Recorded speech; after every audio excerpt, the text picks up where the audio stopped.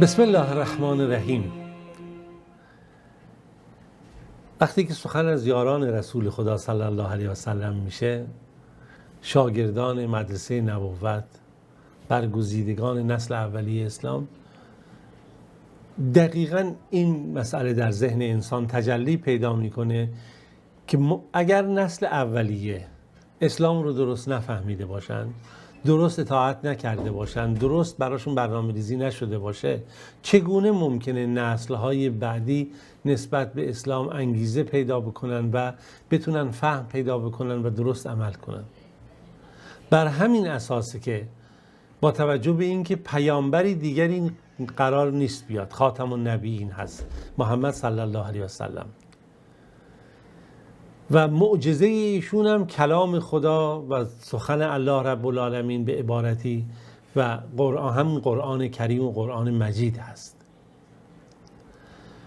شاگردان ایشون هم بر اساس همین معجزه آموزش دیدن، تربیت شدن و اسلام رو بر اساس همین مفاهیم به بشریت انتقال دادن.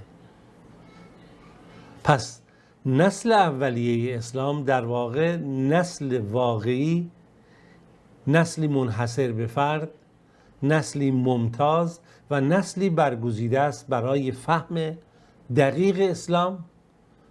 اصول کلیات، حالا بحث جزئیات نیست که بگه امروز تمدن تغییر کرده فلان، نه، کلیاتی که حقیقت یک فرد رو به اسلام میرسونه، یک فرد مسلمان میشه.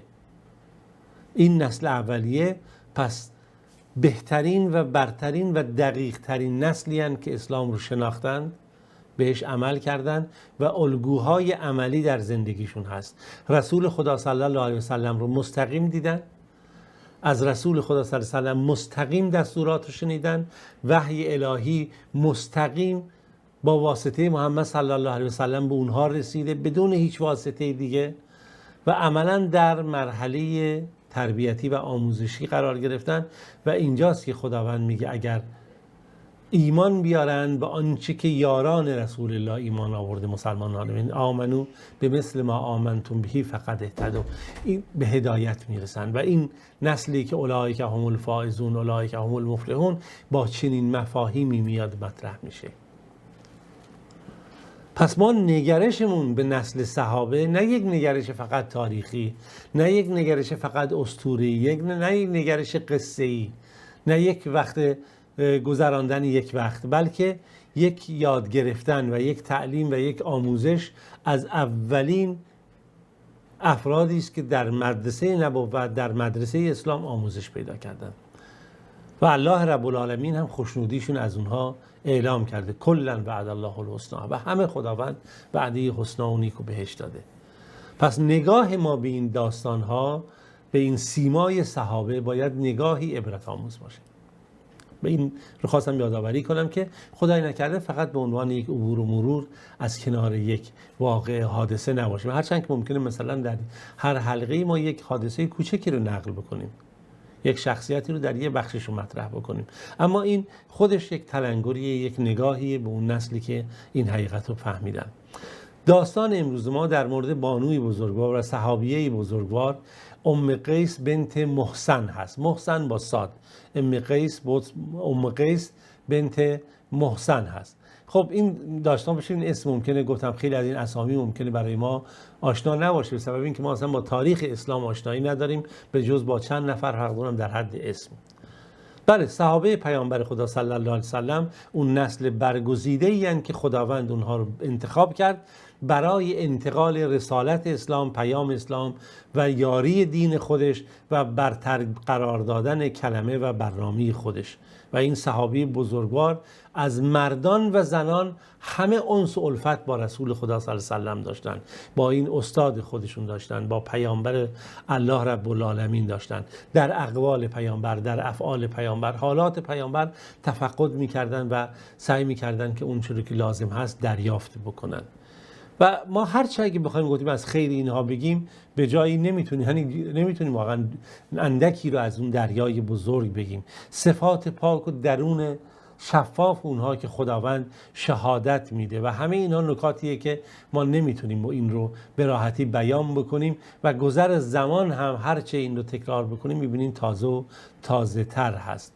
بله، این شخصیتی که امروز از این شاگردان میخوایم نقل بکنیم که شاید اسمش رو خیلی کمتر شنیده باشیم، ام قیس بنت محسن ابن حرسان اسدی هست. ایشون خواهر، خوب دقت بکنید، خواهر صحابی مشهور عکاشه ابن محسن رضی الله عنه هست. پس این عکاشه رو در ذهنتون داشته باشید که خیلی مهم هست. عکاشه دیگه صحابی است که کمتر کسیه که اون رو نشناسه. ام قیس هم جز اولین کسانی است که به حلقه اسلام ملحق میشه، اسلام رو میپذیره، با رسول خدا صلی الله علیه و سلم بیعت میکنه از همون ابتدا، در حالی که از همون قبیله بنی اسد هست. و خب طبیعیه که کسانی که در نسل‌های اولیه دعوت هستن، اون هم در قریش، بعد رنج‌ها و سختی‌های زیادی رو بکشن و ایشون هم به همین صورت رنج‌ها و سختی‌های زیادی رو کشید و فشارهای زیادی رو به خاطر محبت خدا و رسول خدا از مشرکان تحمل کرد و رنج و عذاب و اینها. مشرکین خیلی سعی کردن اذیت بکنن این نسل اولیه رو، که به ویژه اونهایی که در مکه مسلمان شده بودن و دوران مکی مشهوره، جز سخت‌ترین دوران زندگی بشریت مؤمن هست، بشریتی که به الله ایمان آورده، تا اینکه خداوند اجازه داد به مؤمنان که هجرت کنن به سوی مدینه و پیامبر خدا صلی الله علیه و سلم به یارانش گفت که به مدینه برید، چرا که خداوند برای شما در مدینه برادرانی رو قرار داده و خانه‌هایی رو قرار داده که شما میتونید در کنار اون برادران و خواهران و خانه‌ها در آرامش و امنیت باشید. در هر صورت مسلمانان گروه گروه به سمت مدینه هجرت می‌کردند و خب در میان اینها ام قیس هم با قوم خودش به سوی خدا و رسول خدا هجرت کرد و خانه و کاشانه خودش رو ترک کرد. وقتی سخن از هجرت گفته میشه کسی اینو نمیتونه درک بکنه مگر واقعا حداقل همین هجرت معمولی هم نصیبش شده باشه تا بفهمه واقعا مشکلات و مصائب و سختی‌های هجرت هم با در جای خودش خیلی سنگینه. اما اینا خوشحال بودن که به خاطر خدا و رسول دارن هجرت میکنن، کنار رسول الله صلی الله علیه و سلم هستن.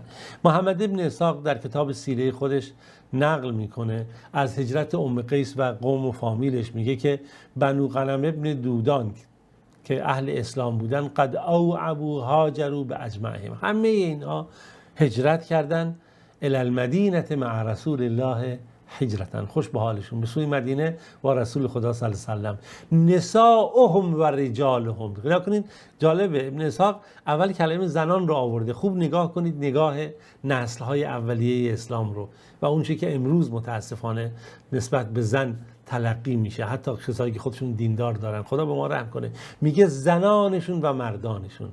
و قلقوا دورهم، تمام خونه هاشون و درها رو بستن. فمن هاجر من رجالهم، از کسانی که از مردان اون هجرت کردن عبدالله ابن جحش، برادرش ابو احمد، عکاشه ابن محسن هست. و من هاجر من نسائهم، از زنانشون که هجرت کردن زینب و حمنه و ام حبیب بنات جحش، دختران جحش، و ام قیس بنت محسن رضی الله عنهم اجمعین. پس این اشاره میکنه در اینجا در سیرت که اینا همه با هم هجرت کردن.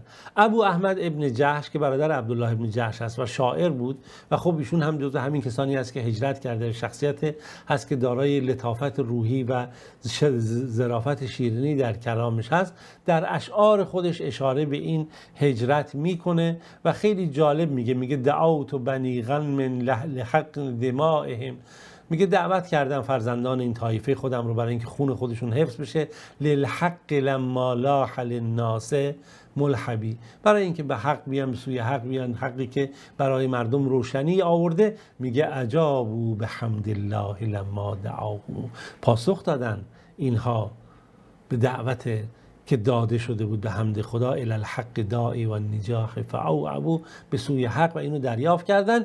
و داره میگه ورعنا الی قول النبی محمد فطاب ولات الحق منا و طیبوا، که اشاره به وضعیت اونها میکنه. بالاخره خاندان آل محسن مورد توجه رسول خدا صلی الله علیه و سلم بودن. عکاشه رضی الله عنه که خب ایشون شخصیتی که توجه پیامبر و این محبتشون نسبت به پیامبر زبان زد هست و پیامبر خدا صلی الله علیه و آله معروفه. من قبلا داستان اوکاشه رو گفتم که گفتش که سأل النبی ان یدخله الله الجنه، اوکاشه پیامبر گفت که وارد بهشت بشه به غیر حساب، چون میدونید که دیگه واقعا اونجا حساب کتاب واقعیت هست، حتی ذره‌ای هم حساب میشه. حالا در بحث این حساب کتابش رو در بخش عقیدی بیشتر صحبت خواهیم کرد. گفت که یا رسول از من کاری دعا کنید که بدون حساب کتاب وارد بشم. ادعو الله. ها پیامبر گفت که در مورد اشخاصی سوال کرد، معذرت میخوام ببخشید، سوال کرد که وارد بهشت میشن بدون حساب کتاب و پیامبر وقتی در این مورد توضیح میداد گفت یا رسول الله ادعو الله ان یجعلنی منهم، من قرار بده که از اونها باشم، چون صحبت از 70,000 نفر است که پیامبر صلی الله علیه و آله میگه بدون حساب کتاب وارد بهشت میشن. 70,000 نفر، حالا این شاید جمع تکسیر هست، شاید به عدد حقیقی باشه. نکته اینجاست بدون حساب کتاب میگه وارد بهشت میشن. بعد پیامبر یا رسول الله دعا کن که منم از این 70 تا باشم. اوکاشه این حرفو زد، پیامبر گفت تو از اونها هستی. یکی دیگه از اصحاب بلند شد گفت یا رسول الله دعا کن من هم از اونها باشم. گفت اوکاشه حتی در این مورد سبقت گرفته. حالا شما نکنید اوکاشه برادر ام قیس هست و خب توجه پیامبر صلی الله علیه و آله به این جریان و خب طبیعیه که پیامبر نسبت به این مسئله توجه داشت به یاران خودش و نقل شده. جالب اینجاست که پیامبر هم توجه خاص به این یارانش داشت. مثلا یه نمونه براتون نقل میکنم شاید خیلی جالب باشه که در این مورد در مورد ام قیس نقل شده. فرزند ایشون در بغل رسول خدا صلی الله علیه و آله ادرار میکنه، پسر بچه صغیری هست، خیلی خود ام قیس نقل میکنه. بعد پیش پیامبر صلی الله علیه و آله اومدم اینو تو بغل پیامبر قرار داد، پیامبر بچه من تو بغل خودش و رو لباس پیامبر بچه ادرار کرد. پیامبر اومد اونجا رو لباس خودش چیکار کرد؟ آب پاشید و لباس خودش رو نشست. این تصویر برای من شما یک قصه است، یک تصویره، ولی محمد خاتم پیامبر صلی الله علیه و آله فرزند ام قیس این مثلا بچه ادرار بکنه. تو خانواده های ما چه اتفاقی حالت پیامبر ضمنی که احکام رو داره آموزش میده و موارد دیگری که وجود داره. حتی مواردی نقل شده در مورد طب گیاهی که در اون زمان وجود داشت، پزشکی اون زمان، که ام قیس از پیامبر خدا صلی الله علیه و آله مواردی رو نقل میکنه که قابل اهمیته. چون الان دیگه وقتمون رو به پایانه، من نمیخوام زیاد اشاره بکنم. بحث مثلا دارویی بوده در اون موقع که استفاده میشده بر اساس همون زمان به عنوان عود هندی که پیامبر میگه برای چه درمانهایی استفاده میشه و اون موقع رواج داشت. مثلا جمله بحث بیماری لوزه بود که مثل هنوزم تو مناطق ما خیلی از روستاها شهرها متاسفانه بچه‌هایی که لوزه میشن، افرادی که پیرزنن یا پیرمردن یا واردن، مثلا دستشون رو میبرن با فشار این لوزه ها رو میترکونن یا اصطلاحاً بالا میفرستن که مثلا چرک میکنه این غددی که اینجا هست لنفاوی داخل دهان. که خب حالا این ممکنه عوامل متعدد داشته باشه، امروز پزشکی روی این صحبت میشه، حالا بعضی هم قبول نمیکنن، حالا اون مهم نیست. ولی در اون زمان هم خب این بود. پیامبر صلی الله علیه و آله وقتی که این صحنه رو دیده بود با توجه به اون مواردی که ایشون داشت، مثلا میگه از عود هندی استفاده بکنید برای تسکین این و بالا رفتن این لوزه ها و این رو ام قیس نقل کرده. در هر صورت ام قیس هم مثل سایر یاران رسول خدا صلی الله علیه و آله سعی کرد در این مدرسه درس بگیره و روایات پیامبر رو نقل میکرد. اون که مثل که دیگران نقل کردن به برخی کتب روایت اینها رو آورده و طول عمر ایشون هم زیاد بود. طوری که نقل شده پیامبر خدا صلی الله علیه و آله در مورد طول این عمر ایشون صحبت میکنه که ایشون طول عمر زیادی داره. یک روزی بچهش میمیره، امام نسائی رو نقل میکنه، میگه بچه من مرده بود، بعد کسی که داشت رو با آب سرد میشست، من گفتم تو اینو کشتی بچه منو فلان. برادرم اوکاشه رفت پیش رسول خدا صلی الله علیه و آله گفتش که بیا که این حرفو زده ام قیس، این حرفو زده و پیامبر صلی الله علیه و آله خندید و ام قیس چیکار به این حرفا، اون عمر طولانی خواهد داشت، یعنی خیلی ها رو خواهد دید در طول زندگیش، خواهند بیماری اونها رو خواهد دید. و میگه ما نمیدونیم واقعا این چقدر ایشون عمر کرده، اما اون چه که مشخصه طول عمر ایشون به خاطر دعای پیامبر صلی الله علیه و آله زیاد بود با اون چه که نقل شده و ایشون جزو کسانی هستن که بالاخره در تاریخ اسلام در مورد ایشون یادآوری شده و مطلب اومده. البته خیلی از مطالب هم متأسفانه در تاریخ مونده. خب شما رو به خدای بزرگ میسپارم تا فرصت دیگه و داستانی دیگه در پناه خدای مهربان باشید. خدایا رو نگهدارتون.